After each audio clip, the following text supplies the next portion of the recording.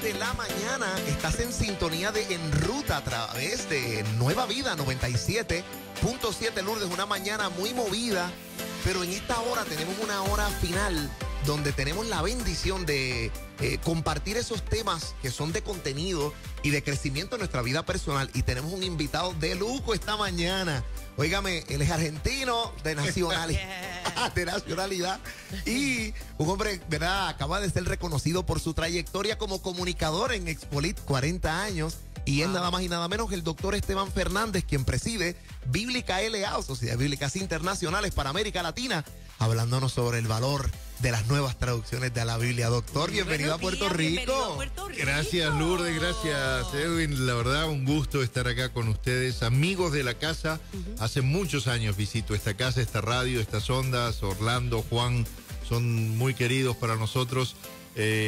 Soy argentino, como dijo Edwin, pero Dios ya me perdonó, gracias a Dios. Así que pueden... Ahí me encontré con el pastor que vino a hablar de deportes en el segmento anterior y me dice, a vos te viene el avión de Miami. Ya le salía el tono argentino. Ya, un poquito más y lo perdemos. Y la verdad, viéndolo en su físico, creo que se comió todas las vaquitas argentinas también, Es que se come bien Argentina, ay Dios mío. Sí, se come santo. Es rico. Bueno. Oiga, doctor, nosotros queremos llamarle porque qué bueno el valor del trabajo, quizás que la gente entienda lo que hacen las sociedades bíblicas internacionales, porque a veces la gente piensa en sociedad bíblica como si fuera simplemente repartir Biblias y ya. Sí. El trabajo de una sociedad bíblica para en un mundo como hoy, tener el valor de conocer la escritura, distribuirla, conocerla.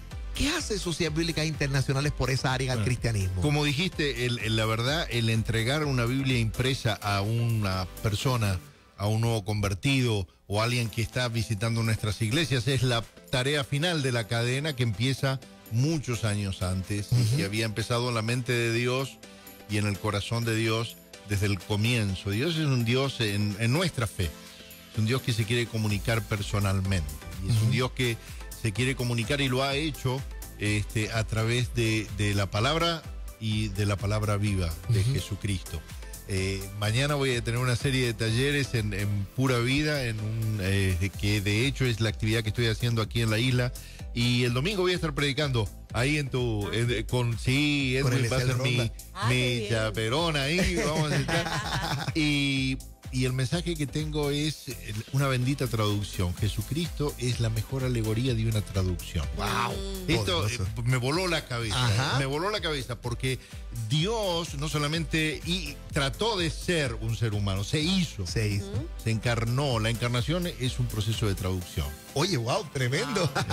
Y esos procesos pasan realmente cuando Dios piensa su palabra, se la entrega a hombres, autores terrenales, y después esa palabra se va conservando. Pero después viene el uso de esa palabra para poder acrecentar, de poder impactar al pueblo de Dios. Nosotros somos el pueblo de Dios y durante tantos años se nos conocía como el pueblo del libro. El pueblo del libro. El pueblo del libro. Pero eso era antes, ahora se perdió un poquito la cosa. Sí, es cierto. Y lamentablemente se está perdiendo en algunos lugares donde debería estar la palabra de Dios, donde debería predicarse la palabra de Dios y de repente vas y te encontrás con mensajes de motivación, psicología o libros o otras cosas que no están mal, pero que no son el centro de nuestra vida. Porque todo el entretenimiento llega hasta el alma, la palabra llega hasta el espíritu, eso es lo que dice. Entonces, no quiero desviarme mucho, pero Dios le entrega la custodia de su palabra a seres humanos, porque la palabra es 100% humana, 100% divina. Pero entonces nacen, ¿por qué las sociedades bíblicas? No solamente nosotros, sino todas las sociedades bíblicas. Son hombres, mujeres que dan la vida por preservar la palabra de Dios, como estaba en la mente de Dios y poder traerla a los lenguajes de hoy y a más de 6.000 lenguas alrededor del mundo.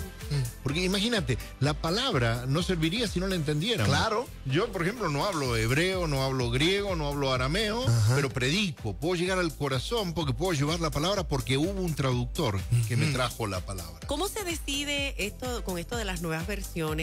¿Cómo se determina esta versión está aprobada?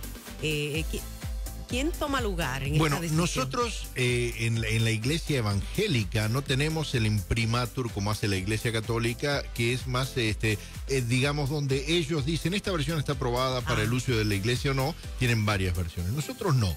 En realidad, la canonicidad de los textos corresponde al pueblo de Dios a través de su uso.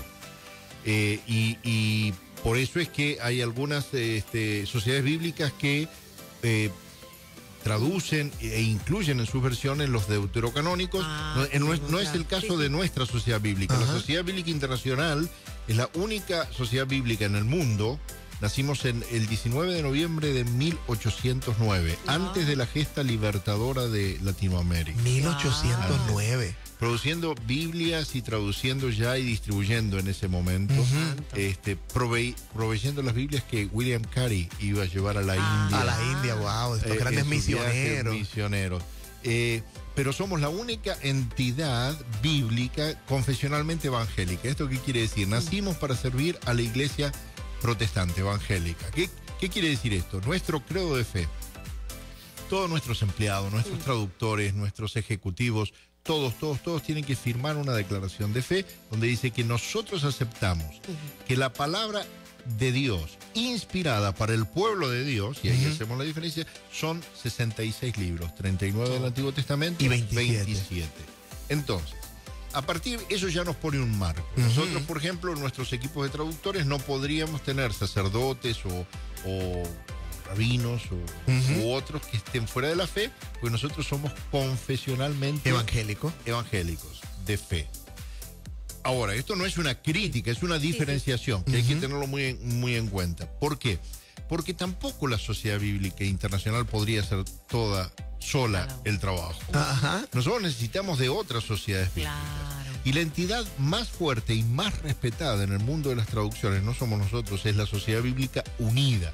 La Sociedad Bíblica Unida es una fraternidad de sociedades bíblicas a la cual pertenecen, por ejemplo, la Sociedad Bíblica de Puerto Rico, la Sociedad Bíblica Americana. Es una fraternidad de sociedades bíblicas que son dueños, ellos son dueños y mayordomos, digamos, de las bases textuales.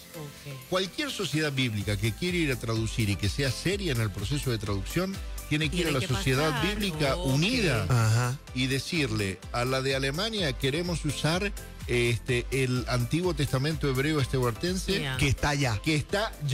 Y ese es el que usan todos los traductores de todas las confesiones. Y ellos lo preservan. Cuando quieren usar y traducir el Nuevo Testamento, entonces se van a Nestlé Adams, ya la revisión 28, que es la que está ahora, pero que también les pertenece a ellos. Ahora, estas sociedades bíblicas, que son fraternalmente hermanas a nosotros, no competidoras nuestras, gastan millones y millones de dólares manteniendo estos textos. Estos textos antiguos, porque son los manuscritos más antiguos que conocemos. Y las ciencias que se han ido incorporando hacen que cada día se encuentren más manuscritos. Hay muchísimos, Lourdes, hay muchos manuscritos que todavía no se han podido usar porque por efectos del paso del tiempo no se pueden desdoblar sin que se rompan. Entonces es un proceso científico. Hoy en día contamos con el manuscrito más antiguo, el papiro 52. Del 125, Dios mío. Pisándole los talones al apóstol Juan en Patmos. Un trozo del Evangelio de Juan, precisamente. Entonces, pero eso es por la tarea de este grupo de hombres y de donantes que ellos tienen, y que nos permiten usar esas bases textuales. O sea que hay que sacarnos de la mente la idea de que no cualquiera puede tomar y decir, yo voy a hacer una Biblia porque yo quiero y saco una Biblia porque nadie puede manipular el texto así porque sí. Porque además una Biblia no se puede traducir de otra Biblia, que ese es el problema. Una Biblia, para que sea una traducción, tiene que ser de los manuscritos originales, tiene que ir al griego, al arameo y al hebreo. Todo lo demás podría ser una paráfrasis o una interpretación. Hay paráfrasis preciosas. Por ejemplo, Eugene Peterson con el mensaje de Message. The Message. Wow, sí. Él trabajó desde otras Biblias, pero es una paráfrasis de todas maneras. Una Biblia preciosa, pero no podemos llamarle traducciones. Realmente una traducción tiene que ir a los idiomas originales. Y esos idiomas originales están preservados por las Sociedades Bíblicas Unidas en estos dos materiales que son las bases textuales. Y gracias a Dios por ese trabajo. Pero no solamente eso.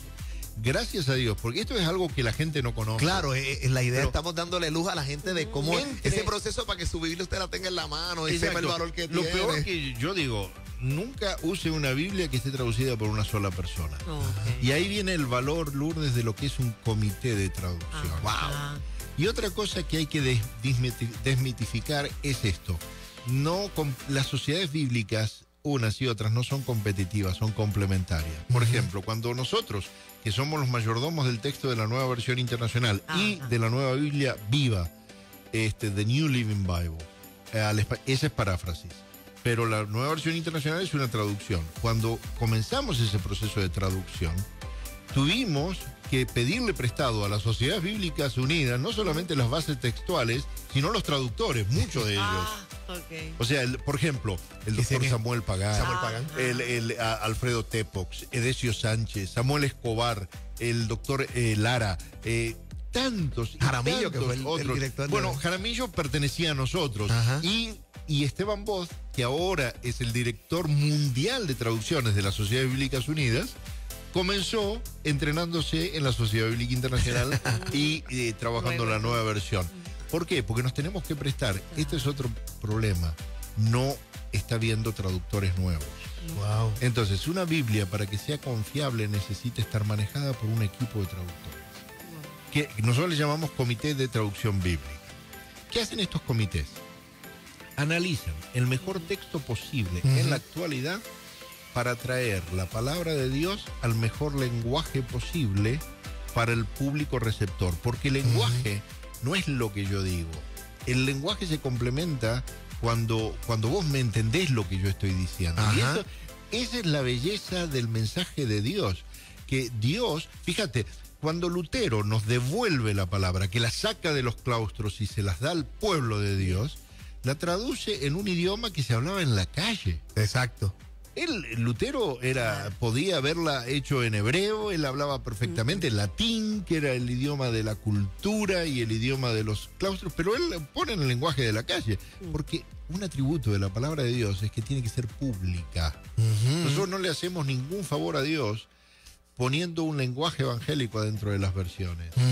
Y esto es o encerrando la palabra adentro de los templos. Claro. ¿Por qué? Porque ahí perdemos terreno. Primero, es que, y lo estamos viendo en la sociedad actual, y esto te lo digo como comunicador, la gente no tiene demasiado problema en que hablemos de Dios adentro de las iglesias. Pero cuando tratamos de hablar de Dios, y más específicamente de Dios Hijo de Jesucristo, en los canales de televisión, ahí se nos vienen encima. Y nos dicen, ustedes hablan de sus cositas adentro de sus paredes. No, señor, la palabra de Dios es para todo el mundo. Eso es. Es pública, entonces es sencilla, es simple. La simpleza es una virtud. No es una... ¿Por qué? Porque Dios quiere que vos bajes la palabra desde tu cabeza a tu corazón. Exacto. Para eso necesitas... A mí me preguntan, ¿cuál es la mejor versión? La que tú entiendes. La que te baje, la que proceses en el corazón. Entonces, nosotros no estamos para descalificar ninguna versión. Ahora, hay diferentes escuelas de traducciones, sí, por supuesto. Hay traducciones formales, hay traducciones eclécticas, hay traducciones dinámicas que ya se acercan a las paráfrasis. Lo más formal son los interlineales, pero vos un interlineal no lo entendés. Exacto. Sí, cuando hablamos del interlineal, son esos documentos de estudio que traducen palabra por palabra, pero a veces son literalmente incomprensibles en el sentido de que palabra por palabra no te deja captar el sentido de una oración. Exacto, es como si yo te quisiera traducir how do you do, y te lo traigo de cómo está usted está, o cómo hace usted hace. Si yo te pregunto cómo hace, usted no me entiende. Claro. ¿Por qué? Porque la estructura lingüística del uso de los verbos, para el castellano, el verbo no es hacer, es estar. Es estar. ¿Cómo estás? Entonces, todo eso un traductor tiene que conocerlo. Wow. Por eso es importante contar con un equipo de expertos, no una persona, porque una persona te puede introducir cambios.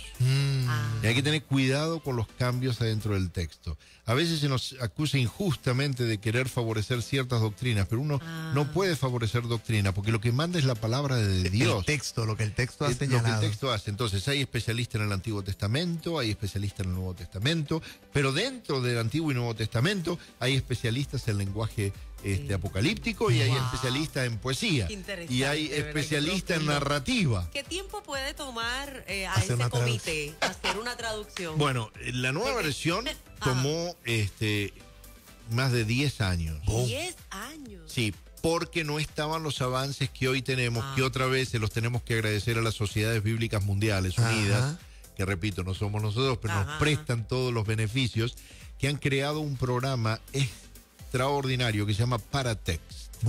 Ahora uno puede poner todos esos textos en una base de datos Paratext y entonces puede acelerar muchísimo los procesos de traducción. Sí, gente desde diversos lugares pueden comunicarse, examinar los manuscritos, verlos como si estuvieran en el mismo lugar. Verlos y analizar diferentes manuscritos, porque hay muchos manuscritos. Por ejemplo, para el Antiguo Testamento uno puede irse al Código Sinaítico, al Masorético y demás y comparar documentos. Son manuscritos A muy eso antiguos. se llama crítica textual. La gente malentiende, dicen, es que estas versiones están usando el texto crítico. Texto crítico no significa que esté criticando lo anterior. La crítica textual es un proceso de literatura que uno haría con el Quijote y que haría también con Platón, con cualquiera. La Ilíada, la Odisea, pero con la diferencia esta, Edwin, que de la Ilíada y la Odisea hay solamente 4 copias cercanas al original del autor. Tampoco existen los manuscritos, pero hay 4 copias. Sin embargo, del Nuevo Testamento tenemos hoy más de 6.000 copias. Wow. O sea, la gente no cree o no le da virtud a lo que es una buena traducción porque no le interesa. O porque compara mal, no le han enseñado. Comparar una versión con otra. Cuando una versión traduce desde un texto crítico que ha pasado por todo ese proceso de análisis histórico, biográfico, antropológico, aún arqueológico, y la toma una traducción desde el Textus Receptus, que fue lo que se usó para las primeras traducciones, no podemos comparar una con otra, aunque se parecen y solamente por ahí quizás un 1% de variación. difiere. Tenemos que decir, wow, qué trabajo hizo Reina y Valera y King James con lo que tenía. A propósito de eso, un pastor me preguntó si la Reina Valera era la esposa de King James.